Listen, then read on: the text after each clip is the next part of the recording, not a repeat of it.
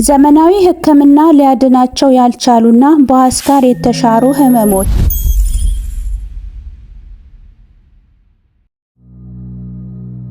ይህ የቀልብ ዶክተር ድምጽ ነው። አልሐምዱሊላህ። ታካሚዎቻችን የሚድኑ በእኛ ኃይል እንዳይመስሎት፣ በአላህ ኃይል ብቻና ብቻ ነው። ከቀልብ ዶክተር ዓላማ ውስጥ የአላህን ተአምር ማንገስ ዋነኛው ነው። በየጊዜው በቀልብ ዶክተር ታክመው መዳናቸውን ማመን እስከሚያቀታቸው ሲቃይ የተናነቃቸው ሲገልጹ የአላህ ተአምር ምን ያህል የገዘፈና ግልጽ እንደሆነ ያሳየናል። ከህመም ወደ ጤነኝነት፣ ከጭንቀት ወደ ደስታ፣ ከጨለማ ወደ ብርሃን፣ ካላሰቡበት ወደ ስኬት የደረሱት በአላህ ተአምር ቢሆን እንጂ። ልብ ለአላህ እጅ የሰጠና የተናነሰ ሲሆን ግልጽ ይሆናል። አላህም እንዲህ ይለናል፣ አላህን ትገነዘቡና በእርሱም ታምኑ ዘንድ በችሎታው ላይ ያስረጅ የሆኑ ግልጽ ተአምራቶችን ያሳያቸዋል። አልበቀራ። ኑ በአላህ ቃል የአላህን ተአምር እናግስ። ሕክምና ማግኘት ሲፈልጉ ይሄንን ሊንክ ይጫኑ። አንድ ሰው በቤታችን ውስጥ ጥልቅ የሆነ ድብርት ውስጥ በሚሆንበት ወቅት እንዴት ልናክመው እንችላለን? በመጀመሪያ ያ ሰው ያስደበረው ነገር ምን እንደሆነ መጠየቅ። ይህ ሲባል ቀጥታ ሰውየውን ለምን ደበረህ አይነት ጥያቄ አይደለም የምንጠይቀው። ምንድነው ችግርህ ስንልም አይደለም የምናንባርቅበት። አላህም ጥበበኛ ነው፣ ጥበበኞችን ይወዳል። ያ ሰው አጠገብ በመቀመጥ ስለ ራስ ችግር ማውራት፣ ያም ሲባል በህይወት እጅግ የሚያሳስበንን ነገር መንገር፣ ከዚያም ነገር እንዴት መውጣት እንዳለብን በድብርት የተጠቃውን ሰውዬ መጠየቅ። አሰላሙ አለይኩም ወራህመቱላሂ ወበረካቱሁ። ዘመናዊ ሕክምና ሊያድናቸው ያልቻሉና በአስካር የተሻሩ ህመሞችና ምልክቶቻቸው በዶክተር አቡ ፈርሃን ክፍል 2። ውድና የተከበራችሁ የቀልብ ዶክተር ቤተሰቦቻችን እንደምን ከረማችሁ? በያላችሁበት የአላህ እዝነት ጥበቃው ኃይላችሁ ያልኩኝ ዘወትር ሐሙስ ወደ እናንተ እንደተለመደው ይዘንላችሁ የምንቀርበው በቀልብ ዶክተር ኡስታዞች የተለያዩ ጠቃሚ ትምህርቶችን፣ ጥናታዊ ጽሑፎች፣ መጣጥፎች የሚቀርቡበት ቀን ነውና ለዛሬ እንግዲህ ከላይ ርዕሱ ላይ እንደገለጽኩላችሁ በዘመናዊ ሕክምና ሊያድናቸው ያልቻሉና በአስካር የተሻሩ ህመሞችና ምልክቶቻቸው በሚል ርዕስ ክፍል 2ቱን ወደ እናንተ ይዤላችሁ ቀርቤያለሁ። ይህ ትምህርት እጅግ በጣም ጠቃሚና አስፈላጊ ነው። ሁሉም ቤት መግባት ስላለበት ሰምተን ብቻ ዝም ማለት የለብንም። ሼር፣ ላይክ፣ ኮሜንት በማድረግ ለሌሎች እንዲዳረስ የበኩላችሁን ተወጡ፣ ድጋፋችሁን አሳዩን፣ የአጅሩ ተካፋይ ሁኑ እያልኩኝ አዳዲስ ቤተሰቦችም ካላችሁ እንኳን ደህና መጣችሁ። ቻናሉን ሰብስክራይብ በማድረግ የደወል ምልክቷን አንድ ጊዜ ብቻ በመጫን ቤተሰባችን ሁኑ። የሚለቀቁ ቪዲዮዎች ቶሎ እንዲደርሷችሁ ይሆናል ማለት ነው። ባረከላሁ ፊኩም። ወደ ዛሬ ትምህርትም እናመራለን።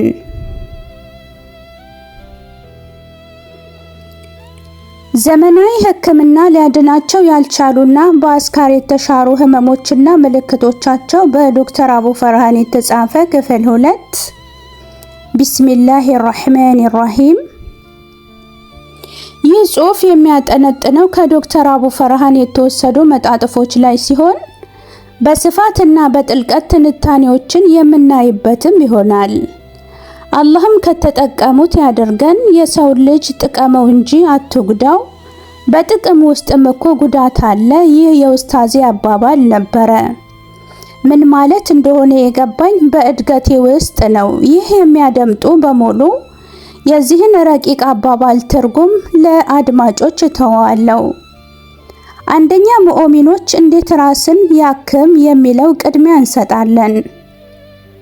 ሀ ድብርት በበሽታ ምክንያት የሚመጣ፣ ለድብርት በድህነት ምክንያት የሚመጣ፣ አመርሃ ድብርት አላህን በመራቅ ምክንያት በዋናነት የምናያቸው ሲሆን ሌሎች ምክንያቶች ግን የሉም እያልን አይደለም። በሕክምና ረገድ አንድ ሙእሚን ድብርቱ ከወር ወይንም ከ14 ቀን በላይ ሲሆን እንደ አሜትርፒቲን የመሳሰሉ መድኃኒቶች ይታዘዙለታል። ይህም ሰው በእነኚህ መድኃኒቶች ራሱን ሊያክም ይችላል። ይሁንና ጥገኛ የመሆኑ አዝማሚያም ያስፈራናል። ከዚያ በፊት ግን ምን መተግበር አለበት የሚለውን በጥልቀት ሊታይ ይገባል። በዚህ ባለሙያዊ ሕክምና ሂደት ውስጥ እጅግ ድብርትን ያስተናገደ ሰው የሚታከመው በመድኃኒት ብሎም የአእምሮ ጤና ተቋማት በሆነ ቦታዎች ሲሆን አንዴ የመድኃኒት ተጠቃሚ ከሆነ ኋላ ከዚህ ዓለም ውስጥ ማውጣት እጅግም ይከብደናል። የድብርቱ መጠን ከፍ ባለ ቁጥር የመድኃኒቱም ኃይል ከፍ እያለ ይመጣል። ታዲያ አንድ ሰው በቤታችን ውስጥ ጥልቅ የሆነ ድብርት ውስጥ በሚሆንበት ወቅት እንዴት ልናክመው እንችላለን? በመጀመሪያ ያ ሰው ያስደበረው ነገር ምን እንደሆነ መጠየቅ። ይህ ሲባል ግን ቀጥታ ሰውየውን ለምን ደበረ አይነት ጥያቄ አይደለም የምንጠይቀው። ምንድነው ችግርህ ስንልም አይደለም የምናባርቅበት። አላህም ጥበበኛ ነው፣ ጥበበኞችን ይወዳል። ያ ሰው አጠገብ በመቀመጥ ስለ ራስ ችግር ማውራት፣ ያም ሲባል በህይወት እጅግ የሚያሳስበንን ነገር መንገር፣ ከዚያ ነገር እንዴት መውጣት እንዳለብን በድብርት የተጠቃውን ሰው መጠየቅ። አዎ ምዕራባውያኑ ሪቨርስ ሳይኮሎጂ ይሉታል። ያ ሰው ምንም አይነት አስተያየት ላይሰጥ ይችላል፣ አሊያም ምክር ቢጤ ሊሰጥ ይችላል። ምክር ከሰጠ ወዲያው ታዲያ ይህንን የመሰለ አስተሳሰብ ይዘህ ያንተን ችግር ለምን አትቀርፍም? እንዳንተ ወይም እንዳንቺ አይነት አስተሳሰብ ቢኖረኝ እንዲህ አልቸገርም ነበር በማለት ወዲያውኑ በሙገሳ ወደ ጥልቀት አእምሮን ወደ ማንበብ እይታ መግባት። ይህ ሲባል የሰው ልጅ ለሌላው ባደረገው ነገር እርሱ ሲሞገስ ከዚያ ያለውን በሙሉ ሊያደምጥ ሊያደርግም ይችላል። ምንም አይነት ምክር፣ ምንም አይነት ስሜት በማይነበብበት ሰው ግን የግድ የሩቅያ ሕክምና ያሻዋልና እርሱን ወደ ቀልብ ዶክተር በማምጣት በቻናሉ ላይ ባሉ የሩቅያ ዶክተሮች መታከም ሊኖርበት ይገባል። ከአቅማችን በላይ ያሉትም በእኛ ላይ በተቀመጡ ባዕድ ነገሮች ሊሆን ይችላልና ነው። በሩቅያ ዶክተሮች ታይቶ ወዴት መሄድ እንዳለበት ይናገራል። ኸይር፣ ወደ ምክር ተጠይቆ ምክር ወደ ሰጠው ሰው እንሂድ። ይህ ሰው ምክርን ሰጥቶ እኛም በዚያው ምክር አሞካክሸነው ወዲያውኑ ምክር ከመምከር እንታቀብ። ጊዜን እንስጠው። በጥያቄ መልኩ ወይንም በምጸት መልኩ አይደለም የምናሞካክሸው። ልክ ግራ እንደተጋባ ሰው ሆነን ነው የምናሞካክሸው። ያ ሰው ከዚህ በመቀጠል ዝምታን ከመረጠ በእርግጥም ከኋላ አንዳች ጉዳት አለ። ይህ ድብርት በበሽታ ምክንያት ወይንም በድህነት ወይንም አላህም በመራቅ ወይንም በፍቅር አሊያም በተለያዩ ማህበራዊ ጉዳይ የመጣ ነውና እዚያ ላይ የመጣበትን መንገድ ሳናውቅ የራሳችንን አስተያየት ልንሰጥ አይገባም።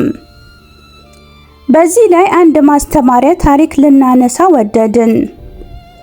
አንድ ወንድማችን በኤችአይቪ በሽታ ከተጠቃ በኋላ ዓለም በሙሉ ለእርሱ የተፈጠረች አልመስልህ ብሎት ድብርት ውስጥ ገባ።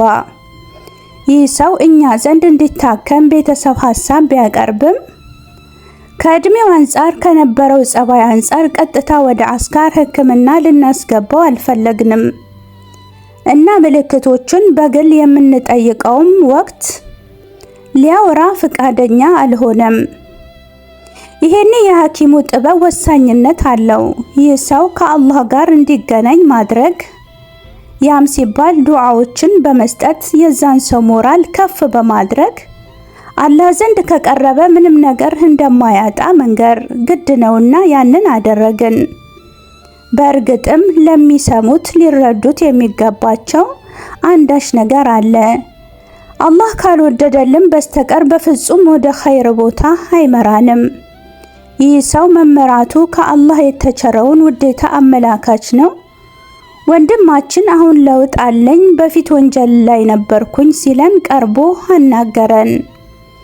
ይሄኔ አንተ ወንጀለኛ ነህ፣ ተውበት አድርግ፣ አላህ ይቀበልሃል ማለት ለኛ በጣም ቀላል ነው፣ ጊዜም አይሻማም። ይሁንና አበረታተን እዚህ የመጣው አላህ ስለወደደውና ከወንጀሉም በሙሉ ሊምረው እንደሆነ አላህ ዘንድ ውድ ባሪያ መሆኑንም ጭምር ልናበስረው የግድ ነው። መካሪመል አኽላቅ ዓለምን ወደ ብርሃን እንጂ ወደ ጭፍን አይመራም። አላህ የመራውን ሰው ወደ እርሱ እንዲቀርብ ያደረገውን ባሪያ እንዴትስ በጌታው ዘንድ ውድ ባሪያ አይሆንም? ይቀጥላል። እስከ ፍጻሜው ስለተከታተላችሁኝ ከልብ አመሰግናለሁ። በቀጣዩ ክፍል እስክንገናኝ ድረስ አላህ በሰላም ያገናኘን እያልኩኝ ወሰላሙ አለይኩም ወራህመቱላሂ ወበረካቱሁ። እንኳን ወደ ትክክለኛው የአፍያ መንደር በሰላም መጡ። የቀልብ ዶክተር በሲህር በጅን በአይንናስ እንዲሁም የስነ ልቦና ጫና የደረሰባቸው የሰው ዘር ፍጥረታት በሙሉ ታክሞ የሚድኑበት ነው። ሕክምናው በቁርአን፣ ሕክምናው በአስካሮች፣ ሕክምናው በዱዓዎች በሰደቃ የሚካሄድ ሲሆን ነቢያዊ ሱናን በተመረኮዙ እጅግ ጥበብና እውቀትን ባካበቱ የሩቃ ዶክተሮች ይታከማሉ። እወቁ፣ ሕክምናው ሸሪዓዊ ብቻ ነው። አያምልጦት፣ እድሉን ይጠቀሙ። ባሉበት ሆነው ራስዎን ያክሙ። ሕክምና ማግኘት ሲፈልጉ ተከታዩን ሊንክ ይጫኑ።